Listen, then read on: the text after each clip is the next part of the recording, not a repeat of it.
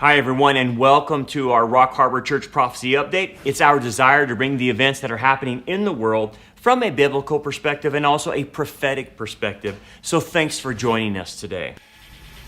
The issue we want to discuss this week has to do with what a lot of people in the secular world, in the non-Christian world are predicting, and they're predicting a second pandemic or another resurgence of this coronavirus coming in the fall.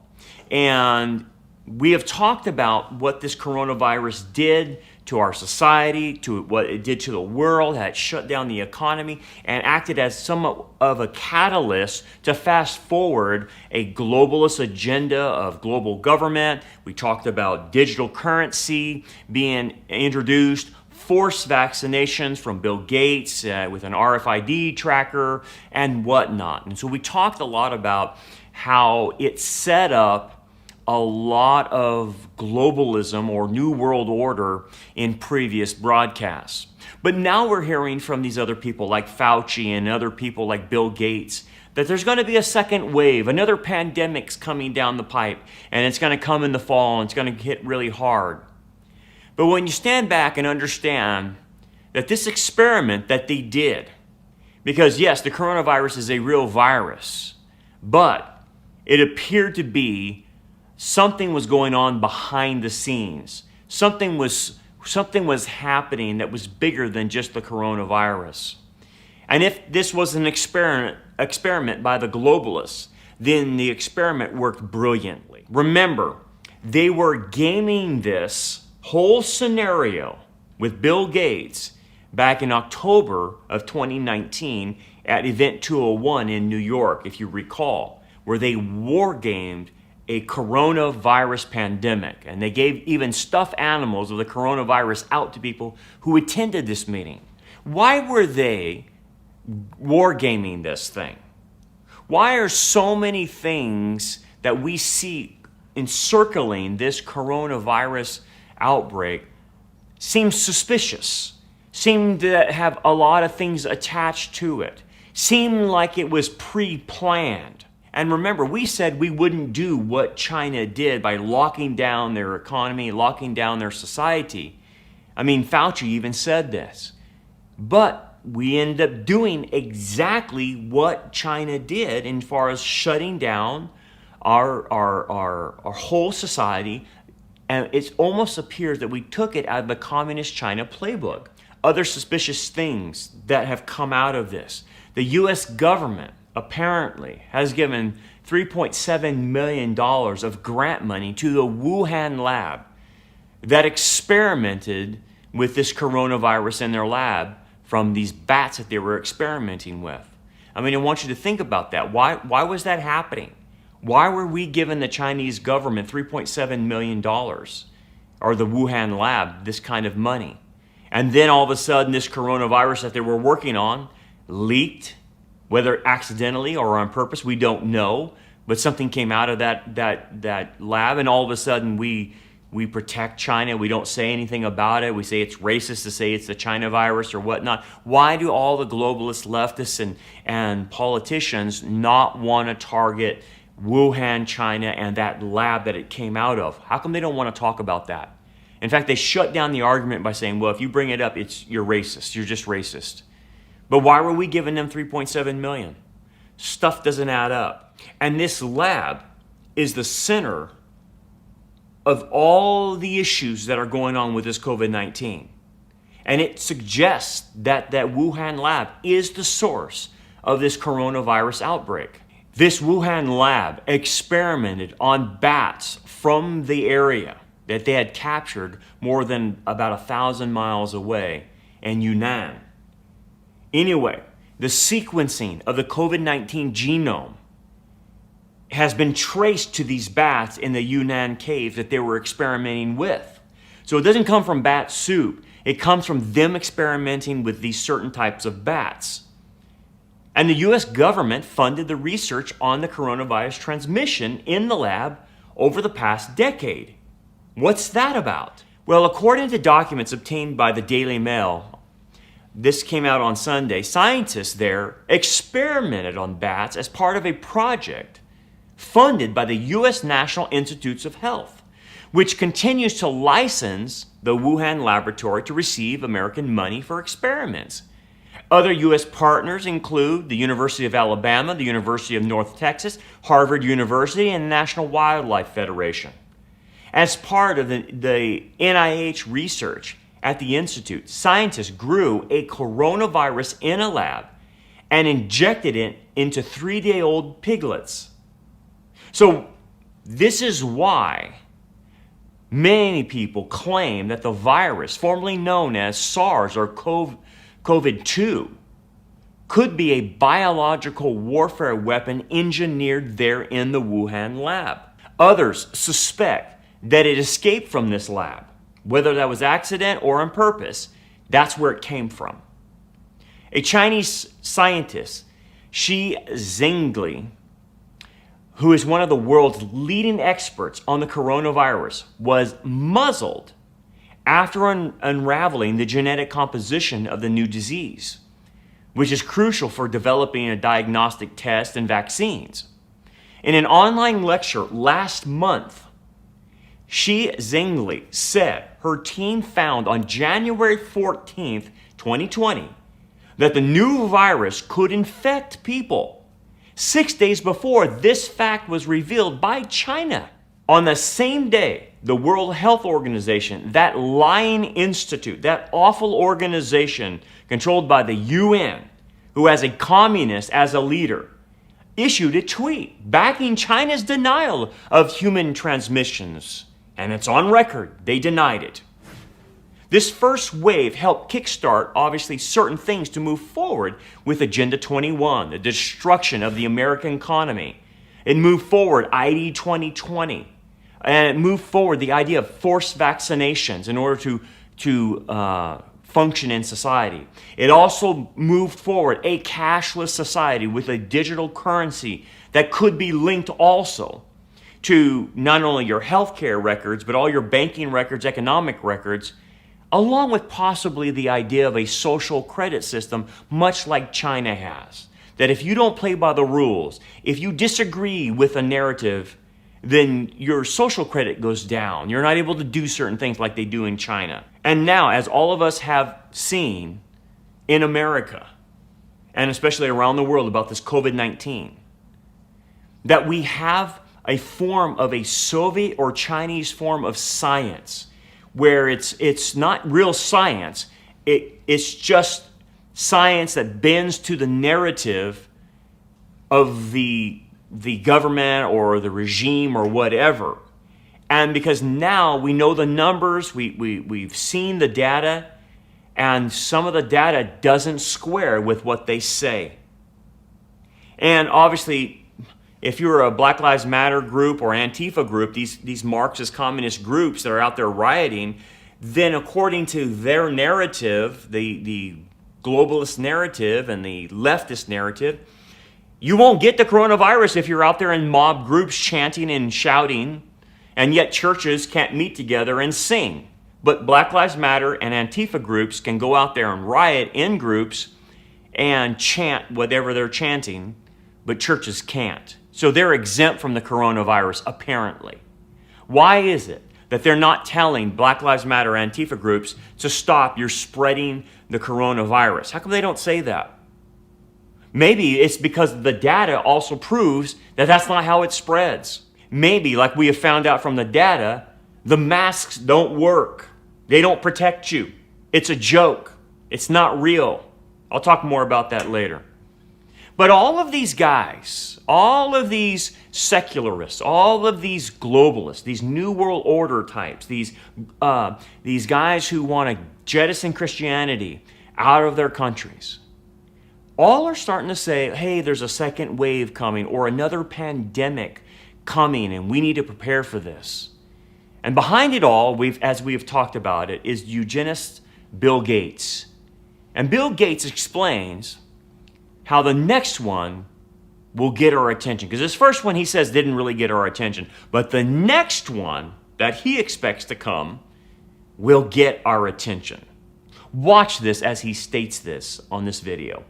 In fact, the testing could have been ramped up very quickly in a few countries that have almost avoided the epidemic entirely, like Taiwan, New Zealand, Australia.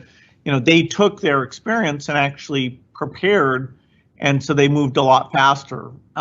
So we'll have to prepare for the next one. That, I'd say is will get attention this time. Mm-hmm. So does Bill Gates know something that you and I don't know? Then you have the CDC director warning of a second wave of coronavirus coming. He mentioned this in the Washington Post, and you can look at that if you want to read the article, but he did mention a second wave of the coronavirus coming in the fall. Well, the director of the Centers of Disease Control and Prevention, Dr. Robert Redfield, is warning of a potentially worse second wave of the coronavirus later this year, obviously. So in an interview with the Washington Post, Redfield said that the outbreak could flare up again and coincide with the flu season, which could set up a dangerous double whammy, he said, for a healthcare system. So they're expecting this. They're all saying this. And again, I'm not going to be conspiratorial, but this is on their minds, okay?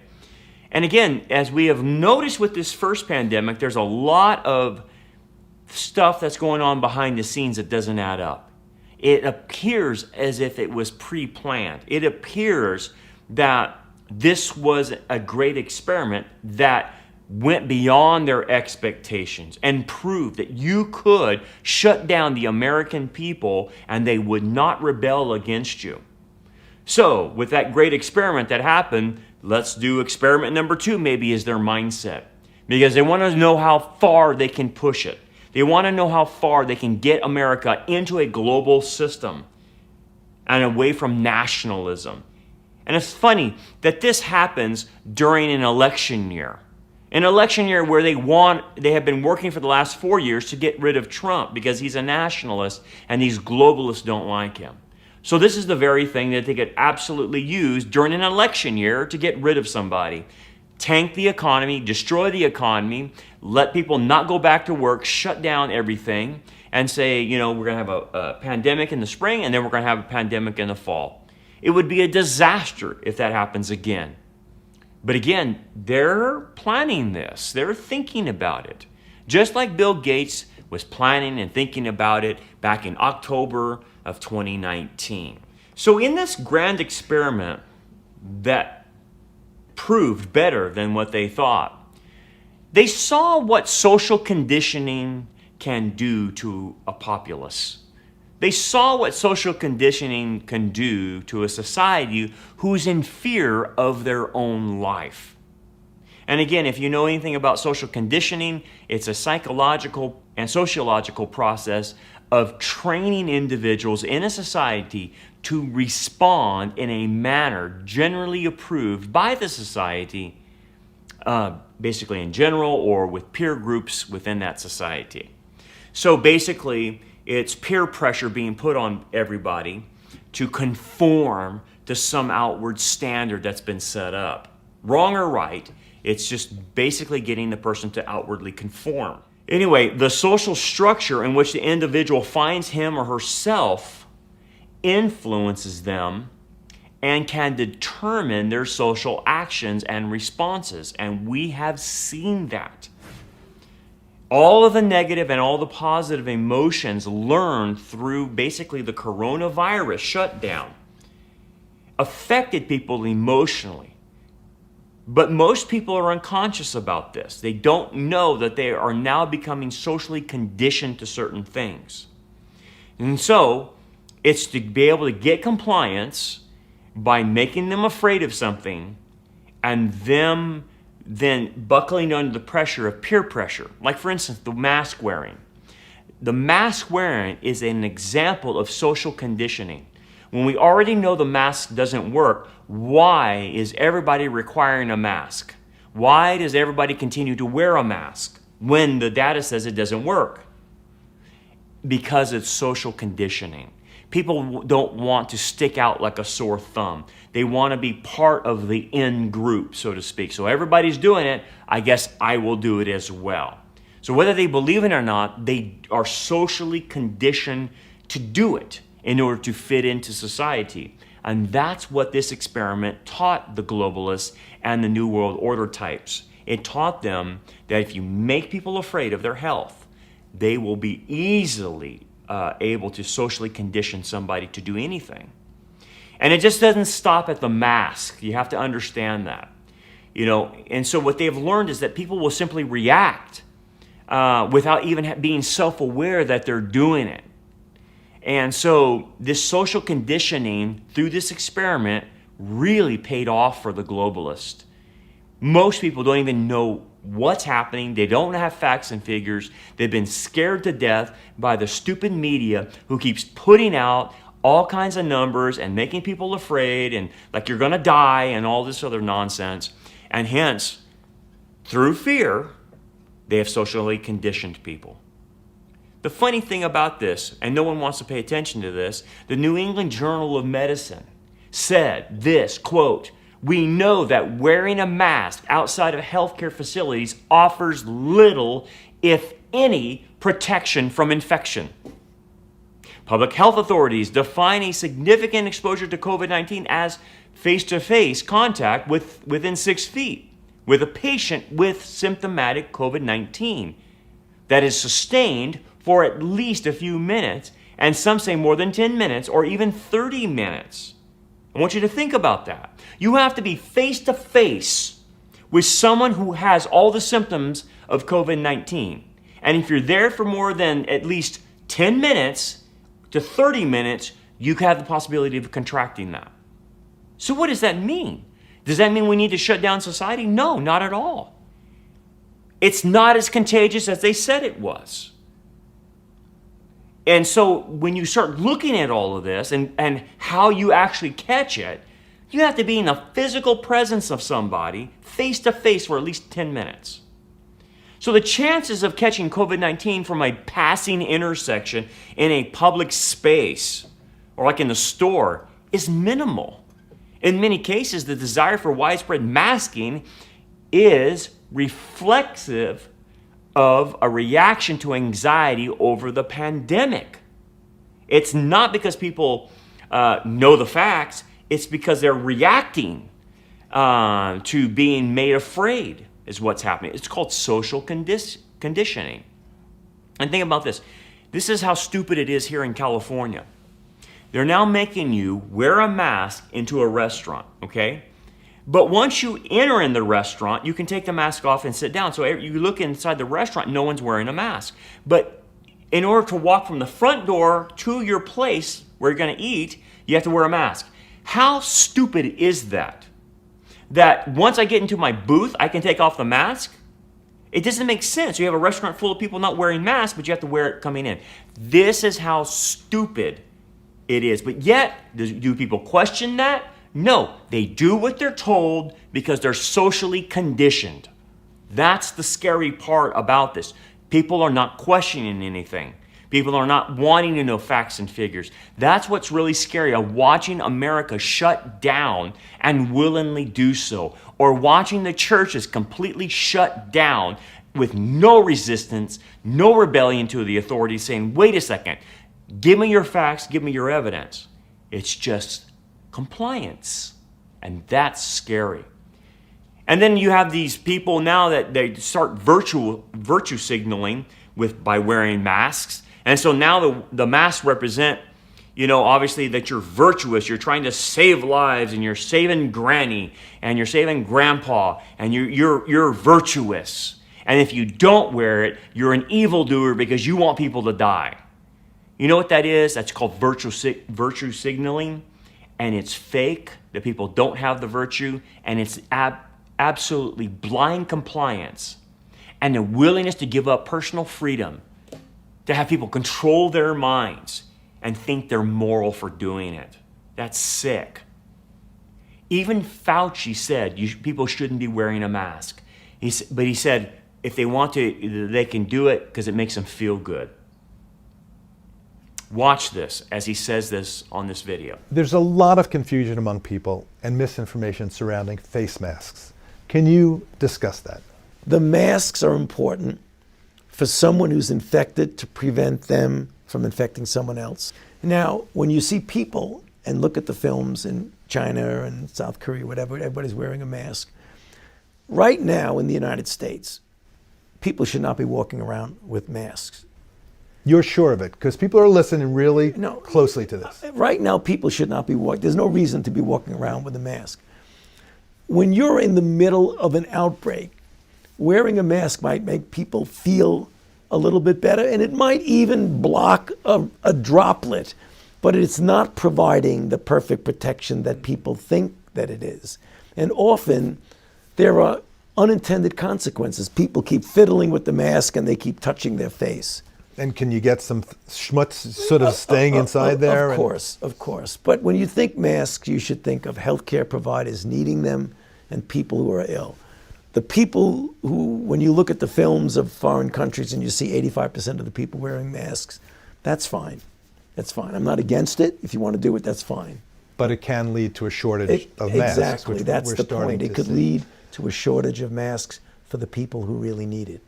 I like what Ben Garrison, in a cartoon he wrote called Ditch the Mask, and you can see the cartoon right here on the screen. And basically the idea behind the cartoon, he put all the facts and figures and put it in a cartoon form, a political cartoon. And he's right. It doesn't help you. So why are people, authorities, governors, mayors, businesses, doctors, nurses, all making people wear masks when it doesn't help you? What's happening? Outward conformity, social engineering, social pressure. That's all what's happening. But what's after this, okay? So you got people to shut down, you got people to wear a stupid mask. But is this where it ends? No. The experiment is working very well. So now with the social conditioning, what they have seen in social conditioning is if I can get you to do something small, then I just keep ramping it up to something bigger. And each step of the way, I get you to accept something that I'm telling you. So here's the next thing, contact tracing. That's the new thing they're going to have people accept, and this will be typically through your phones. Here's this video here in California of what contact tracing means. Watch that. Hey you. You've practiced physical distancing, washed your hands, worn a face covering, and stayed home. Maybe even taught school from your kitchen table. We've slowed the spread of COVID-19, so now we can move to the next step in our plan to defeat it. Contact tracing. It's not new. We've used it for years to fight infectious diseases like tuberculosis and measles. Here's how it works. The California COVID team, made up of members of your local health department, will call you if you or someone you've been in close contact with has tested positive. The first step is to answer the call and answer some questions. Your information is kept confidential and protected by California's strict privacy laws. The goal is to prevent more people from getting sick and help those who test positive for COVID get care and resources. So please, do your part. The more people answer the call, the more we keep our families and communities healthy. Answer the call, slow the spread. So basically, with contact tracing, they're going to use your phone as a spy device. And that phone's going to tell you if you came in contact with person A or person B or whatnot. Basically, when you do that, if you do that, you will be giving up a certain freedom of having your own personal space, of having your medical, private, and having Big Brother watch your every move, which they're already doing, but this will be your acceptance of it. And quite frankly, they're going to sell contact tracing with, this is for the good of humanity, this is the good for society. You would want to help your fellow man. You don't want to kill people, do you? And you want to protect your health as well. So this is a safety and security issue if you will please do this with your phone. That's how they'll sell it, and they'll condition people to do it. So everyone will be doing it, and if you don't, you'll be the lone person out. But it doesn't stop there to contact tracing. The next thing is forced vaccinations, like we've talked about. Eventually, they're going to force vaccinations on people, saying, look, you won't be able to function in society unless we have vaccinations for everybody walking on the planet. And so then it leads into the next question. How are they going to do that? Well, they're, like we've talked about, implantable RFID chips into your skin that's on your body that proves you were vaccinated, but also is a big brother RFID chip that follows your every move. And they'll say, well, this is for the good of humanity. This is for safety and security. And so we need to do this. And so everybody's getting the chip. And so if you refuse, you will be the odd man out.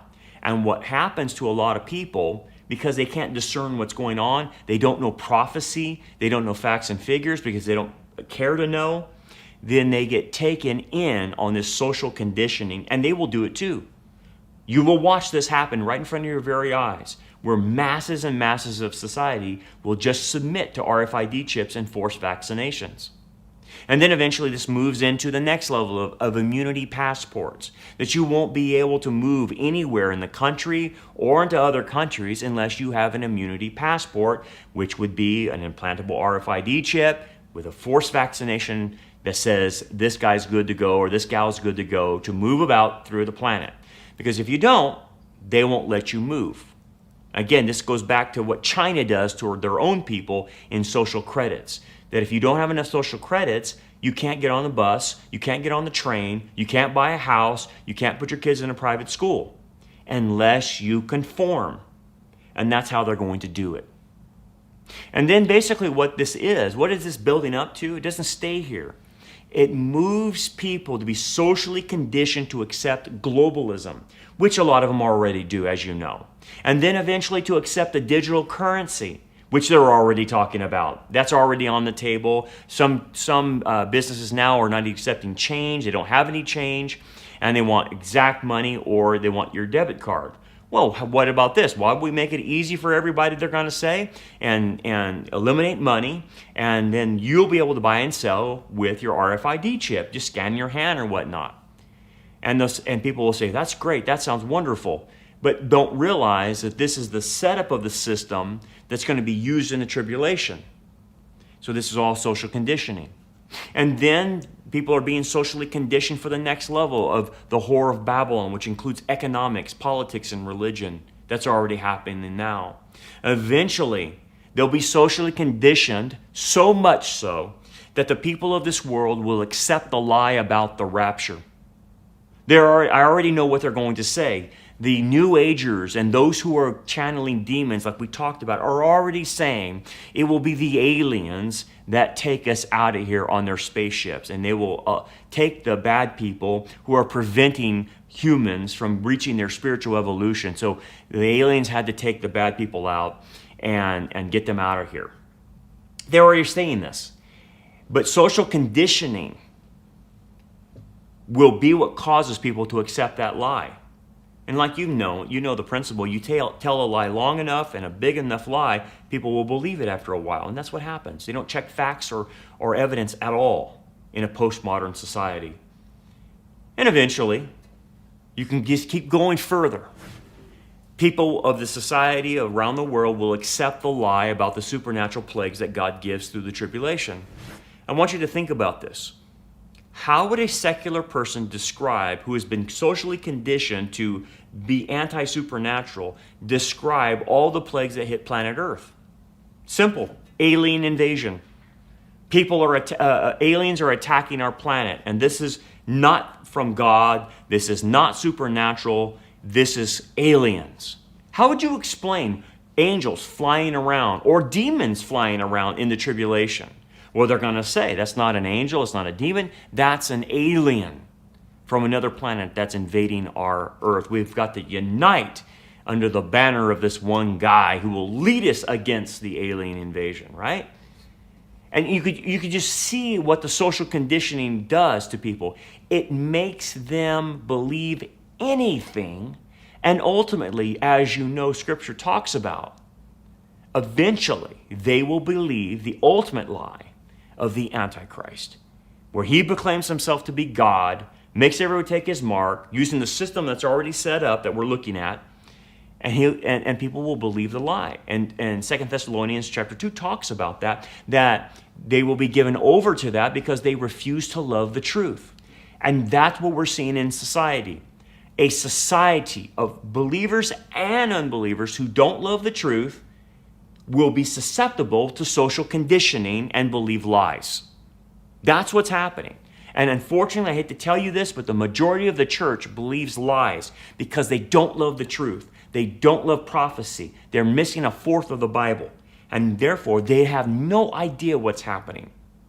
They don't know what the bigger scene is behind everything that's going on. So let me ask you this. Were you shocked to see how easy it was to shut down the churches here in America or around the world? Were you shocked to see how pastors and church leaders moralized their obedience to Caesar or Pharaoh and saying they were submitting to Romans 13 when they don't even understand Romans 13, that these people don't have the jurisdiction to say that according to the Constitution? It says in the Constitution, the First Amendment, Congress shall make no laws respecting an establishment of religion or prohibiting the free exercise thereof. Therefore, our Constitution, the right jurisdiction that we're under in America, protects us from any governor or any mayor or any police force preventing us from exercising our freedom of religion. So when Gavin Newsom or any of these crazy governors tell us we can't sing to the Lord, they're out of compliance. And submitting to them is not Romans 13. We submit to the Constitution. And it's just like I said before, you have to understand as a church what jurisdiction you're under. Ultimately, you're under the jurisdiction of God. But in America, we're under the jurisdiction of the U.S. Constitution. That means if any official tries to monkey around and give us another law that contradicts that jurisdiction, we're not to obey. And this is why in the book of Acts, Paul appealed to Caesar, because he wasn't getting anywhere with the justice system that he was under with Festus and Felix, and then eventually he appeals to Caesar because they were not in compliance with the jurisdiction of the Roman government. So he appeals to the jurisdiction. I appeal to Caesar. And that's what you and I do as believers in America. We appeal to the Constitution as our jurisdiction. That's who you submit to. You don't submit to Gavin Newsom or any other governor. And this, for some reason, escapes many Christians. They just don't know Romans 13. But maybe they do. Maybe they do know Romans 13, but they just want to go along with the flow. Go along like a sheeple. And again, I don't know, but it sure is funny that a lot of churches caved into this. A lot of churches are still not meeting. A lot of churches are still trying to go by the COVID-19 rules, which, like we've said, the evidence is not there to shut down the churches. It just is not. In fact, countries like Sweden or other states that didn't do all this draconian shutting down and isolating, they didn't have a problem per se. It didn't affect them at all. So like a country like Sweden didn't do anything. And yet, we still have higher numbers than they do. So what's going on here? What's happening? Something doesn't add up. So telling the churches not to meet when you allow Black Lives Matter and Antifa to go into groups, it just doesn't make sense. And at that point, I think every Christian, every pastor needs to wake up. This is a game they're playing. Because if they can allow Black Lives Matter and Antifa to move, then they're not really afraid of spreading the COVID-19 either. So there's something not right. It's fake. It's baloney. And if you find out it's baloney, then you have every right to resist. So what does this mean for you and I?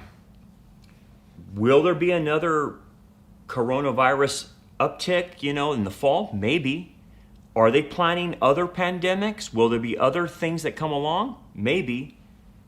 But they sure are bent on thinking this way. They sure are really trying to plan for this.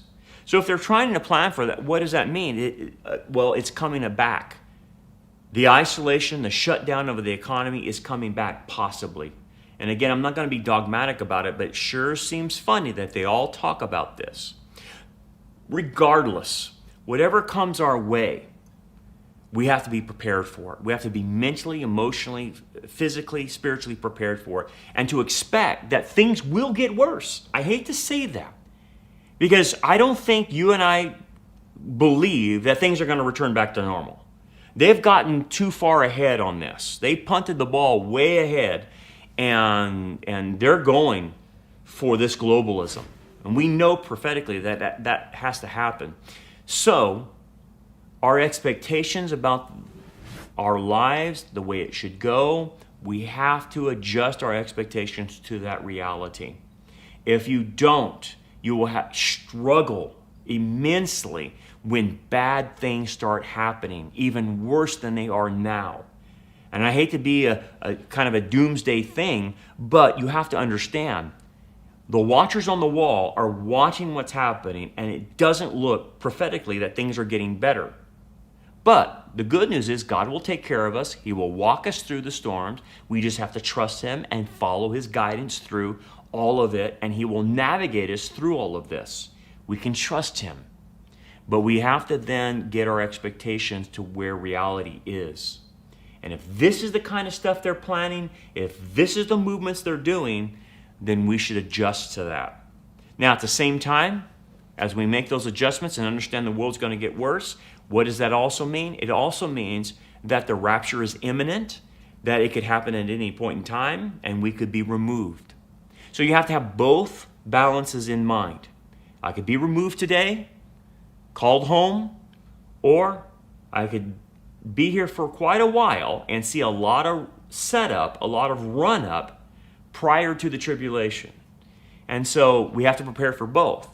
We're only promised to be raptured prior to the tribulation. So we, again, could see a lot of setup, more shutdowns and whatnot. So we have to prepare both ways. Anyway, I think that will help us in navigating through these difficult times. Well, that brings us to our conclusion today. Just let me give you a couple of announcements before we go. If you feel strongly to support our ministry, the Holy Spirit's put it on your heart to help us out, that would be great. We are currently in the building project, and so we're trying to make our own space as cheaply as we possibly can. So if you want to donate to our general ministry or to our building ministry, you may do so. You can go online to rockharborchurch.net and go to our online giving, or you can mail in a check to Rock Harbor Church, P.O. Box 10868, Bakersfield, California, 93389, and that's in the United States. Also, in case YouTube ever removes us, we would like you to click on the text alert below in the description and fill out the form that it pops up for you and add your name to our text alert group. Now, we won't send you anything back to confirm that because we get hundreds and hundreds of people getting on our text alert. But what happens is we will put you in that group, and if we get shut down from YouTube, we will tell you where we're going to go to another platform. And we're already developing these other platforms to be ready to move when the time comes. But again, our days are numbered on YouTube, and I get it. So we're trying to do this, and I don't want you to lose us and lose contact with us if something should happen as a shutdown. So again, you can click on the link below in the description and fill out that form, and that will help us greatly. Also, if you haven't subscribed to our channel, subscribe, click on the little bell, and that will alert you every time we upload a video. So that brings us to our conclusion today. And again, remember what the Lord said. When you see these things begin to happen, look up, lift up your heads, because your redemption draws near. God bless you. We'll see you next time.